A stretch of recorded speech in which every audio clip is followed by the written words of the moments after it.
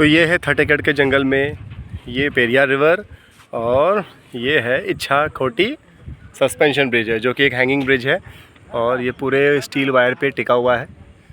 आप देख सकते हैं यहाँ पर एक वाटर स्पोर्ट्स एक्टिविटी में लोग कयाकिंग करते हैं, लेकिन आज कयाकिंग बंद है। आई थिंक, मुझे पता नहीं क्यों, लेकिन एक बहुत अच्छा व्यू आ रहा है और पेरियार रिवर का।